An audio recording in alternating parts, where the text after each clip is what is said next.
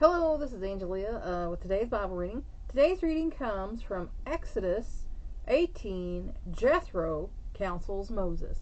Remember last time we were reading, Jethro was giving Moses advice about, all the people were coming to him, every day from morning to evening, and Jethro's like, you can't do all that, man, by yourself. You need to do something different.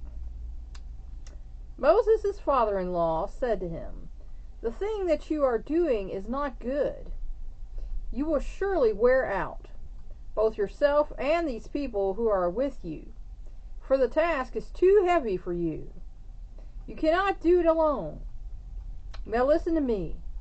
I will give you counsel, and God be with you. You be the people's representative before God, and you bring the disputes to God. Then teach them the statutes and the laws, and make known to them the way in which they are to walk, and the work they are to do. Furthermore, you shall select out of all the people able men who fear God, men of truth, those who hate dishonest gain. And you shall place these over them as leaders of thousands, of hundreds, of fifties, and of tens. Let them judge the people at all times, and let it be that every major dispute they will bring to you, but every minor dispute they themselves will judge. So it will be easier for you, and they will bear the burden with you. If you do this thing, and God so commands you, then you will be able to endure. And all these people also will go to their place in peace." And that's why we still have judges today, to figure out who's done right and who's done wrong. And justice is not always served, unfortunately. But, that's the general idea.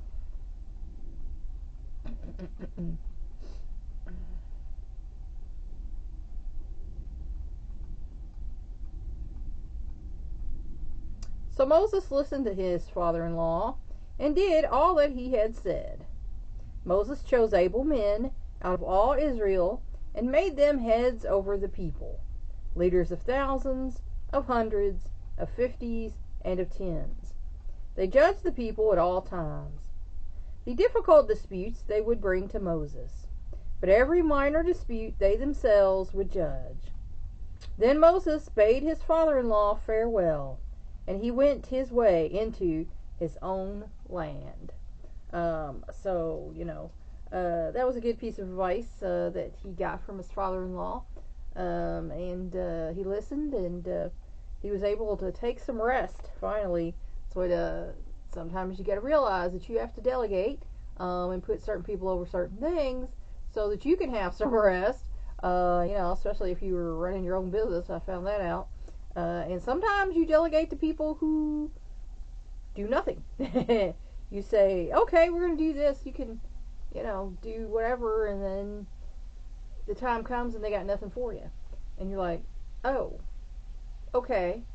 I told you about this. I thought we were doing this. And now you got nothing for me? Okay. So sometimes you got to reevaluate who you delegate to, and sometimes you realize you've made a mistake, and you have to rectify your mistake, unfortunately. Let's see, it starts on. Okay.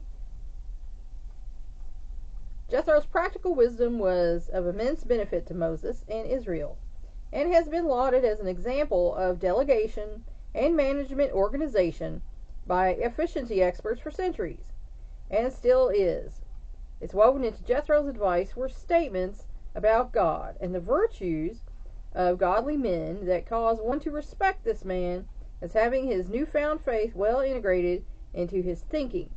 And like I said the other day, that's something that needs to go back into fashion, is to not only have faith but also do some thinking, because there's a whole lot of people who are not thinking about what they're doing. Otherwise they wouldn't be doing it, because it's definitely not what Jesus would want or do.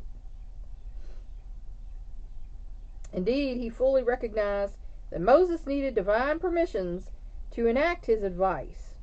Moses apparently did not immediately implement Jethro's solution, but waited until the law had been given. These same spiritual qualities were required of New Testament leaders. So, yeah, you have to be able to delegate, but you have to be choosy when you delegate. Like I said, running a ministry and a charity over the years, I found out that the hard way. You want to help people. You want to give your friends or colleagues a leg up and help them out and get them involved in something. And then sometimes you realize they're not really into it, for whatever reason.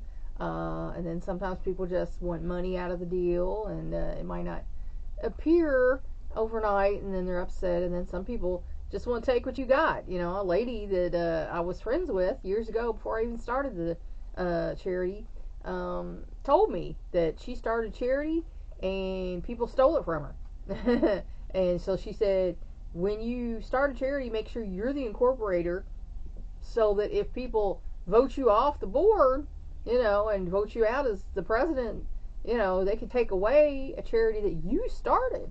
So to stop that from happening, when we got a consultant and everything, I said, I want to be, the person ultimately in charge, so that people can't vote me out of my own charity like this poor woman, did. And it broke her heart. And rightfully so. It would mine for sure. But there's some people who come in and try to take over your deal. And then there's some people who you invite into your deal and they don't want to do anything. They just want to ride your coattails and, kind of do their own thing and figure, I get away with that, whatever. But, yeah, that's not cool. So that is the story of Jethro counsels Moses. Amen. Please like and share this word so we can spread it around the world. If you want to help me out, subscribe to my YouTube channel.